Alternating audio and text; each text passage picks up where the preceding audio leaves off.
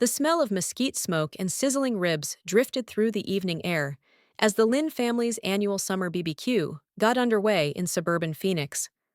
Laughter echoed off the back patio walls. Children darted between lawn chairs, and uncles nursed beers while debating fantasy football drafts. I leaned against the side fence, 32 now, but still treated like the confused art major who never figured life out. My younger sister Clarissa lit up the center of the gathering in her pale blue jumpsuit, animatedly describing her latest success to a circle of doting relatives. Clarissa just finished her dual masters at Wharton and MIT, my mom announced, loud enough for everyone, including me, to hear. She's had back-to-back interviews with Fortune 500 companies. That girl is going places. She smiled like she had coached every step of Clarissa's life. I sipped from my lemonade and waited for the inevitable follow-up. Meanwhile, she added, her tone shifting, some of us still can't decide what we want to do. Isn't that right, Emily? I raised an eyebrow but said nothing. Across the patio, my father chuckled as he flipped a steak on the grill. Still tinkering with your little business thing? He asked. What was it again? Digital workflow something? He laughed, not unkindly, but dismissively, as always. I ran my thumb along the condensation of my glass, thinking about the 9 a.m. boardroom meeting tomorrow. The one where we would close on the acquisition of Halden and Company and announce our newly expanded executive team. The one where I, founder and CEO of Cascade Logic, would sign off on the final approvals. Something like that, I murmured, letting it slide. Just then, Clarissa clapped her hands to get everyone's attention. Guess what? I've got a big interview tomorrow with Cascade Logic. They reached out directly. It's one of the hottest tech consultancies in the country. Cheers and congratulations erupted instantly. My Aunt Vivian rushed forward with a glass of rose. That's amazing, Clarissa. I read an article about their founder. Brilliant woman, totally self-made. My dad nodded in approval. Their hiring bar is insanely high. They don't just take anyone. I held back a laugh, remembering the neatly prepared shortlist from HR sitting in my inbox, including Clarissa's resume. She had no idea the company she'd been gushing about for weeks was mine, that I had built Cascade Logic from my studio apartment in Tempe a decade ago, that while she climbed ladders others set for her, I had forged my own. What position are you interviewing for? I asked, keeping my tone light. Her eyes sparkled. Senior strategy consultant, can you imagine? That's practically executive level. Oh, I replied, smiling into my glass. I look forward to seeing how that goes. She laughed, then added with syrupy pity. Maybe once I'm hired, I can put in a good word for you, Emily. I'm sure Cascade Logic has a few entry-level admin roles. My mother gave an approving nod. That's very kind of you, darling. Lord knows your sister could use the help. 32, and still? She trailed off, gesturing vaguely in my direction. Whatever this is, I thought about my penthouse corner office in downtown Phoenix, nestled on the 27th floor of the Cascade Logic headquarters, with floor-to-ceiling windows and a private conference lounge. About the Forbes profile last month that named me one of the most influential women in tech, though it had credited me by my professional alias, E.R. Lin, and featured a silhouette photo that protected my anonymity.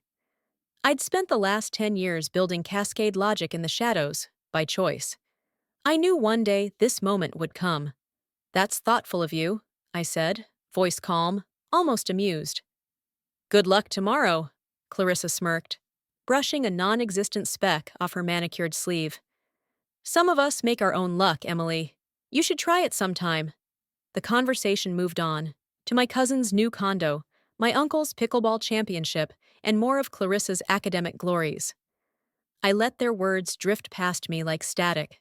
Tomorrow would change everything, and I wanted to remember every detail of this last evening, this final time they all still saw me as the afterthought. As dusk set in, casting golden shadows across the stone patio, Clarissa stood up, clinking her glass for attention. I've got to head out early, she said. I want to be sharp for tomorrow. Cascade Logic's CEO sitting in on final interviews, she added proudly.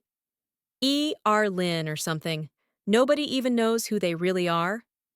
Well, they'll adore me, she declared, brushing her hair back confidently.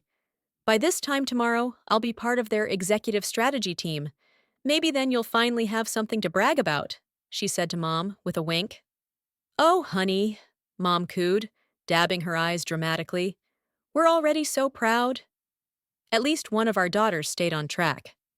I glanced at my watch. 13 hours and 58 minutes until Clarissa would walk into the conference room and see me at the head of the table. 13 hours until everything they believed about me collapsed. I gathered my things, murmuring something about an early client call. Oh, yes, your little remote gig, Mom waved off. Just don't forget to Venmo your share of your father's birthday gift. Clarissa already covered most of it again. I nodded without replying. They didn't need to know that my remote gig had grossed 8 figures last quarter. Let them cling to their assumptions. I slipped behind the wheel of the unremarkable gray SUV I reserved for family events, leaving my white Mercedes-AMG parked safely in the underground garage downtown. As I reversed out of the driveway, Clarissa's voice rang out one last time across the lawn, loud and certain. Tomorrow, everything changes. She was right. Just not the way she thought. If you want to see Clarissa's face when she realizes who's sitting across the interview table, make sure you hit subscribe, because trust me, you won't want to miss what happens next. What a waste. Can't even land a real job. I smiled faintly, recalling the brushed metal nameplate that sat front and center on my desk. E.R. Lynn, Chief Executive Officer, Cascade Logic. Tomorrow, Clarissa would find out exactly what a real job looked like and why she'd never have one at my company. By 6:30 a.m., I was already in my corner office overlooking Camelback Mountain, sunlight casting golden streaks across the skyline. The quiet hum of early morning systems booting up was oddly comforting. I'd built this from the ground up, and today it would come full circle. The tailored slate gray Alexander McQueen suit felt less like fashion and more like armor. As I reviewed the agenda, my executive assistant, Naya, knocked gently and stepped in. Your sister's interview is set for 9 a.m. sharp, she said, handing me a slim folder. She's already in the lobby. Arrived 25 minutes early. Punctual. That's new. I arched an eyebrow. She's also posted about it. Future executive at Cascade Logic. Her words. Marketing picked it up. She's even told front desk she plans to modernize the lookup here once she's hired. I stifled a chuckle. Has she now? I opened the folder. On paper, Clarissa looked flawless. Dual degrees, glowing recs, polished experience. But I knew better. The internships, set up through Dad's connections. The praise, courtesy of our uncle's law firm. A manufactured resume, wrapped in designer polish. The board's wondering why you're personally handling this one, Nia added with a smirk.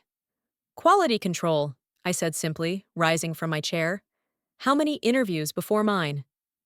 The read, she replied, all briefed. They'll ask the right questions.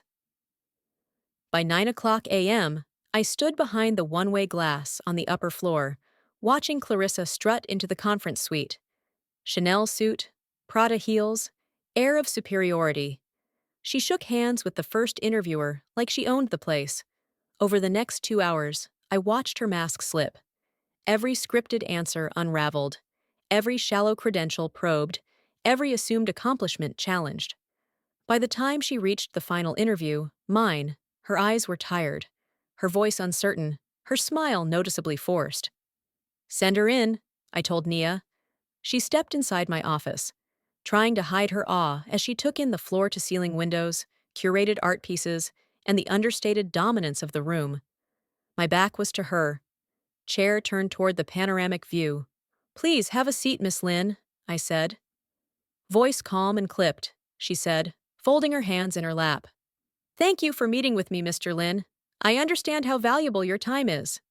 I turned slowly in my chair, letting the moment stretch. Actually, I said, locking eyes with her, it's Miss Lynn. Emily Renee Lynn. The blood drained from her face as realization set in. The name on the walls, the initials on the press releases, the woman she'd dismissed for years, Lou. Emily. Hello, Clarissa. I offered a calm smile. Surprised to see your directionless sister running the company you've been dying to work for? She blinked rapidly, her perfectly composed persona unraveling as her lips parted soundlessly. Whatever polished answers she'd rehearsed were gone. But this doesn't make sense, she stammered. You're just a freelance consultant. That's what Mom said. Am I?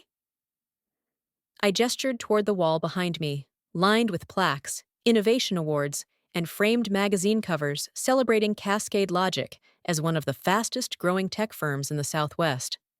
I built this company from scratch, while you and Mom were laughing about my little business thing. Every time you flaunted your MBA, I was negotiating international contracts. Every time Dad called me a phase, I was landing Fortune 100 clients. You tricked us! Her voice cracked, rising with disbelief. You lied! No, Clarissa, I replied, my tone even. You all tricked yourselves. You were so busy assuming I was a failure that you never once stopped to ask what I was actually building. I picked up my phone and opened my banking app, turning it so she could see. That birthday money Mom mentioned? I just sent my share. It's a six-figure transfer. To me, it's a rounding error. Tears welled in her eyes, not sorrowful, but angry and humiliated.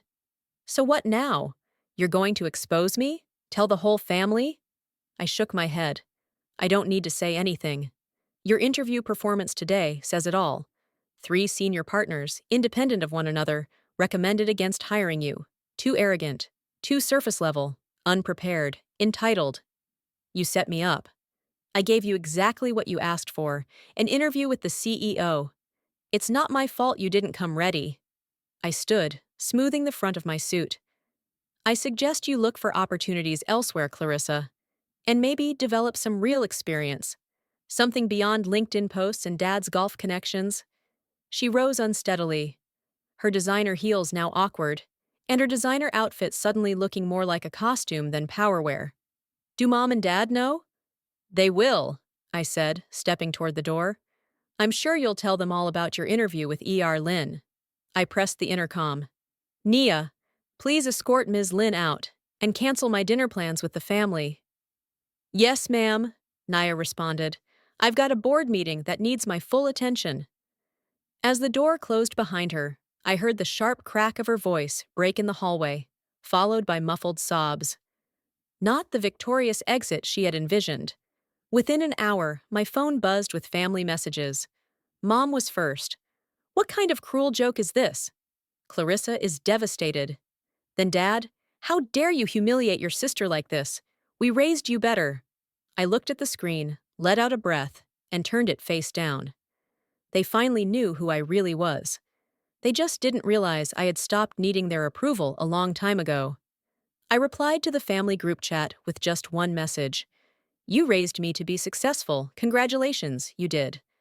Now maybe you'll recognize what real achievement looks like.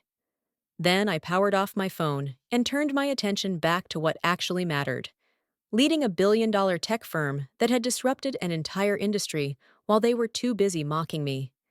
Let them adjust to this new reality in their own time. I wasn't going to pause for their discomfort. In the weeks that followed, the shift in family dynamics was unmistakable.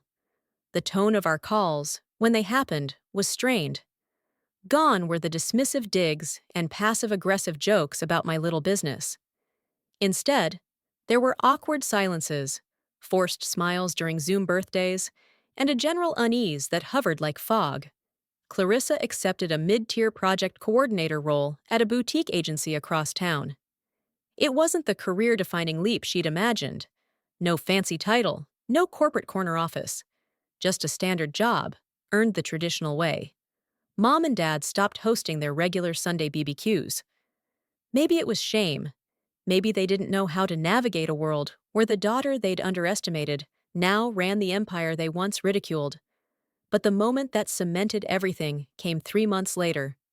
Forbes released a feature titled The Silent Success, how one woman built a billion-dollar company while her family thought she was failing.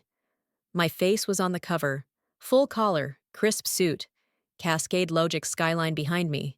No shadows, no ambiguity, just me. I had 10 copies express delivered to each of my family members' homes. Not with a note, not with a message, just the magazine, just the truth. The article detailed my journey from working odd freelance gigs in a cramped Tempe apartment to building one of the most sought-after AI-integrated systems companies in the U.S. It highlighted the turning points, the quiet sacrifices, the relentless perseverance they never saw and never asked about. At the end, the final line read, "Sometimes success doesn't need to shout. Sometimes it just signs the checks." And honestly, that was enough. I didn't need their praise anymore, or their recognition. I had built something real, something lasting, something they could never take away. Let them tell their friends. Let them adjust their stories to make themselves look better in hindsight. Let them pretend they always knew. Meanwhile, I'd be at Cascade Logics, preparing for our expansion into Europe, closing 2 new enterprise deals, and mentoring the next generation of female tech founders. Success had already spoken, for itself and for me, and I had no intention of turning the volume down. If you've ever been underestimated by the people who were supposed to believe in you the most, trust me, I see you. I spent years being told I was too vague, too artsy, too lost. While my sister basked in praise, I was the family's punchline. But I didn't fight back with arguments or approval seeking. I built something real, something they couldn't ignore, even if they tried. And now, after all the silence, I'm finally telling my story. Not out of spite, but to remind you. Your worth is not defined by how others see you. It's defined by how you see yourself. So if you've ever been made to feel small at a family dinner, if you've hidden your success, just to keep the peace, or if you're still building in the shadows, drop a comment below and tell me your story. Tell me what you're working on, what you've overcome, or who you're proving wrong. Not for revenge, but for your own damn peace. And if you felt even a flicker of validation watching me rise from unemployable to CEO, hit that subscribe button. Not just for more stories like mine, but to be part of a community that sees through the noise and recognizes quiet resilience for what it really is. Strength. Let them laugh. Let them doubt. We'll keep building. Because sometimes the best way to win is in silence, until your name is on the building. Before you go, how's your day been? Really, I want to know. Have you had a small win you're proud of? Or maybe you're facing something tough and pushing through anyway. Drop it in the comments. I read everyone. This channel isn't just about success stories. It's about real people doing real work, even when no one's watching. Let's celebrate the quiet victories together.